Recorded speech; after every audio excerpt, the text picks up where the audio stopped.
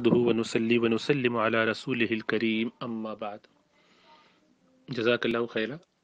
آپ نے بعض اہم نکات یہاں پیش فرمائے، کچھ ان کی وضاحت کر دیتا ہوں انشاءاللہ تعالی۔ سب سے پہلی بات تو یہ ایک عام مغالطہ ہے کہ امام مسلم رحمۃ اللہ علیہ نے جو مسلم شریف کا مقدمہ لکھا اور اس میں محدثین کے گروہ کے اوپر تنقید کی ہے، اس سے ان کی مراد امام بخاری ہیں، یعنی انہوں نے امام بخاری رحمۃ اللہ علیہ پہ تنقید کی ہے۔ یہ بات کئی وجوہات کی بنیاد پر غلط ہے۔ پہلی بات تو یہ کہ امام مسلم رحمۃ اللہ علیہ نے اس مقدمے میں کہیں پر بھی امام بخاری کا نام نہیں لیا۔ دوسری بات یہ ہے کہ امام بخاری رحمۃ اللہ علیہ کی وہ رائے نہیں ہے کہ کسی حدیث کے صحیح ہونے کے لیے امکان لقاء کافی نہیں بلکہ لقاء کا ثبوت بھی ہونا چاہیے، گویا ثبوت لقاء کے وہ قائل ہیں۔ یہ بات امام بخاری نے حدیث کی صحت کے لیے نہیں قرار دی، بلکہ یہ فرمایا ہے کہ میں نے اپنی اس کتاب صحیح البخاری میں اس کا اہتمام کیا ہے، اور ایسا کرنے میں ان کو اختیار ہے کہ اپنی کتاب کا معیار وہ کیا رکھیں۔ یہ تو بعض محدثین کی چونکہ یہ رائے تھی کہ ثبوت لقاء کے بغیر حدیث کی صحت نہیں مانی جائے گی، اس پر رد ہے، اور شدید رد ہے اور بہت عمدہ رد ہے۔ ایک تو یہ بات کہ امام بخاری کا نام انہوں نے نہیں لیا، اور دوسری بات یہ کہ امام بخاری کی یہ رائے ہے ہی نہیں کہ جس کے خلاف امام مسلم لکھیں۔ تیسری بات یہ کہ امام بخاری سے امام مسلم کو بہت غایت درجے کا تعلق تھا، محبت کا تعلق تھا، اس حد تک کہ جب امام زہلی رحمۃ اللہ علیہ وغیرہ نے ان پر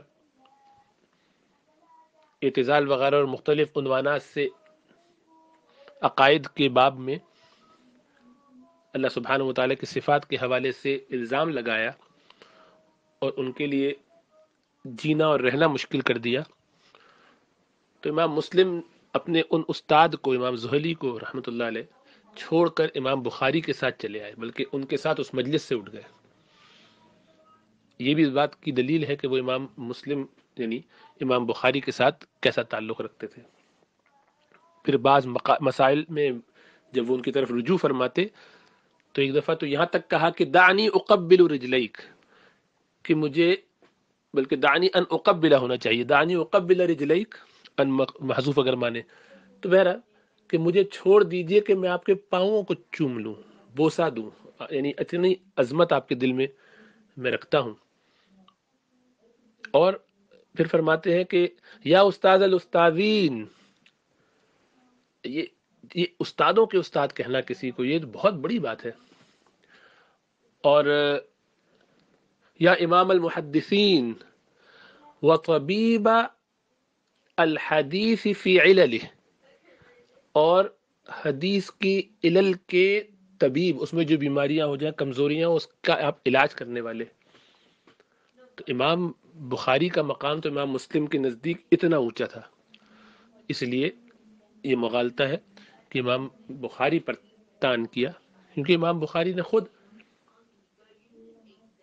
صحیح بخاری کے علاوہ الادب المفرد کے اندر باقاعدہ ایسی روایت وہ لے کر آئے ہیں کہ جو محدثین کے اس معیار پر بھی نہیں ہے، جو امام بخاری کا معیار تو بہت بڑا ہے صحیح بخاری کے اندر، اس سے ہلکے درجے کی کتابوں کا بھی جو معیار ہے اس سے بھی کمتر فروتر درجے کی احادیث بھی لے آئے ہیں، اور ان میں سے 1200 حدیثیں ہیں جس میں سے 400 کو ناصر الدین البانی صاحب نے ضعیف قرار دیا ہے اور الگ سے چھاپ بھی دیا ہے۔ تو ایسا نہیں ہے کہ امام بخاری کی رائے یہ تھی، امام بخاری کی وہ رائے نہیں تھی، اسی لیے ان پر وہ تان ہوتا ہی نہیں ہے۔ بہرحال لیکن اس پہ چونکہ بعض لوگوں کی رائے ہے کہ شاید وہ امام بخاری پر تان تھا، لیکن وہ بات درست نہیں ہے۔ خیر، یہ اپنی جگہ وہ ابتدائی زمانہ تھا جس وقت معیارات بن رہے تھے، ان اصولوں پر آپ چاہتے ہیں کہ نئے اصول قائم کیے جائیں، تو اصول تو جب بن جاتے ہیں اور روبسٹ ہو جاتے ہیں تو اس پر مزید اصول نہیں قائم کیے جاتے۔ آپ گویا یہ کہیں کہ رینڈمائز کنٹرول ٹرائل جو ہے اس میں مزید کوئی نکھار پیدا کیا جائے، تو ظاہری بات ہے وہ تو ہیومنلی جتنا پاسبل ہے وہی کیا جا سکتا ہے، اس میں مزید روبسٹنس کیسے لائی جا سکتی ہے؟ ایک چیز کا معیار ہوتا ہے،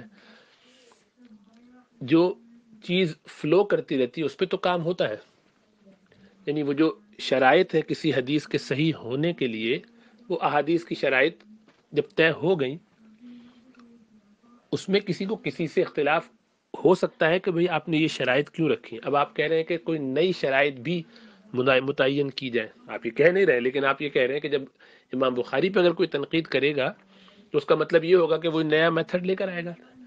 اس پر تو امت کا اجماع ہو چکا کہ یہی میتھڈولوجی ہے اور اس میں مزید نکھار نہیں آ سکتا ہے. تو یہ ایک ایسی چیز ہے کہ جس کو آپ چینج نہیں کر سکتے. یہ ایسے ہی کہ آپ نے تجوید کے فلاں امام کی کتاب، امام جزری کی مثلا کتاب پر یا خلیل احمد فراہیدی کی کتاب پر آپ جو ہے کوئی تنقید نہیں کر رہے.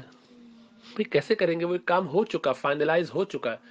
فلانی گرامر کی کتاب پر کوئی نئی کتاب آپ کہاں لکھ سکتے ہیں؟ نہیں لکھیں گے، وہ طے ہو چکے ہیں معیارات.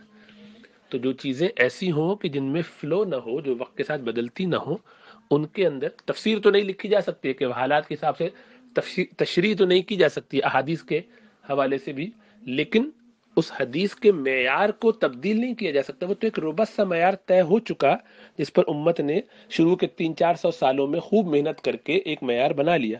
اب اس معیار کو نیا بنانے کی کیا لاجک ہو سکتی ہے؟ وہ آپ بتائیے کہ کیسے اور کیا، کہاں، کس طرح اس میں کوئی نئی چیز پیش کی جائے گی؟ ظاہری بات ہے اس کا کوئی امکان نہیں ہے.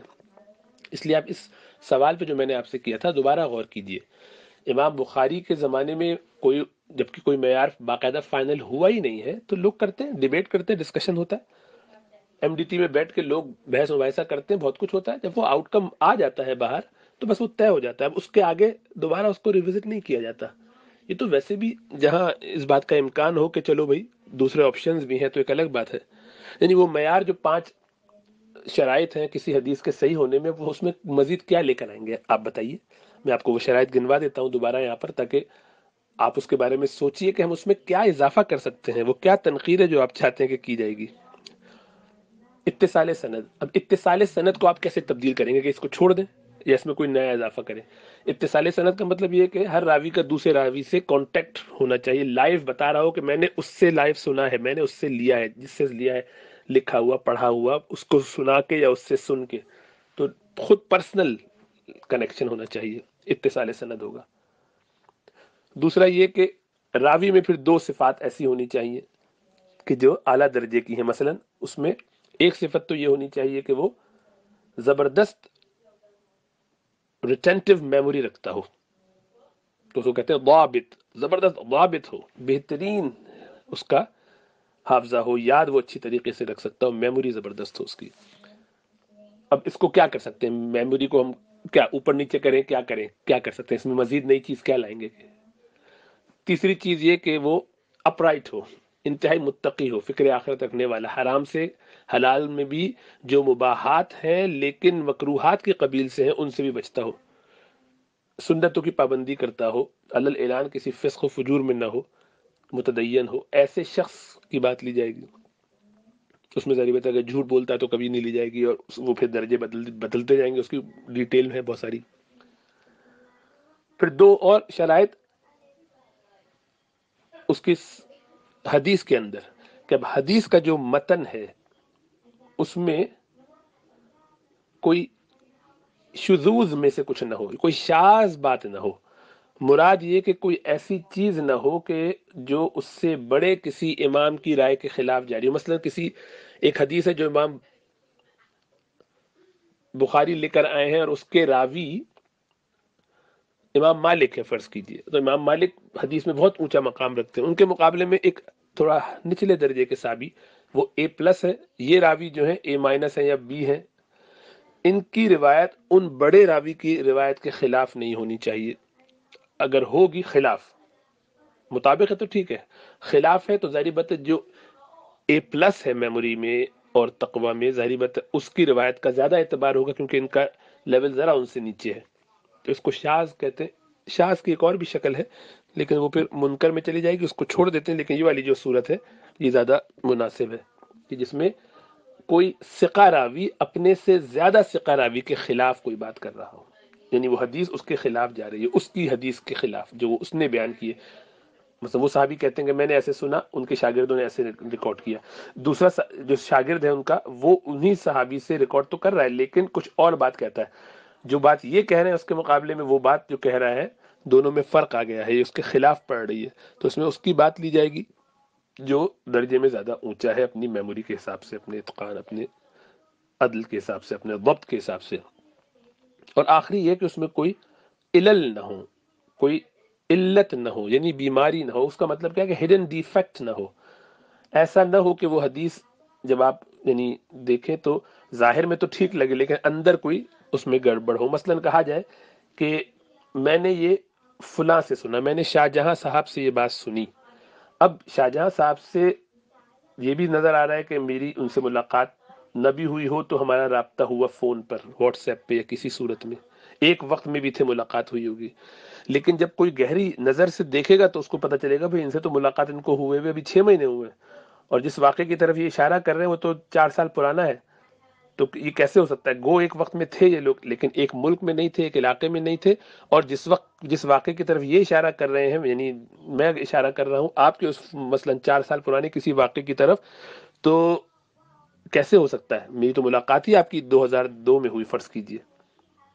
تو یہ علت جو ہے باریک سی وہ نکالے گا جو اس کی گہرائی کو جانتا ہے۔ امام بخاری اس میں بھی بڑے امام تھے، امام ترمذی بھی بڑے امام تھے، تو یہ علل نکالی جاتی ہیں، تو اس میں کوئی علل بھی نہ ہو، تو اس طرح یہ 5 شرائط جو ہیں اس سے ایک حدیث صحیح ہوتی ہے۔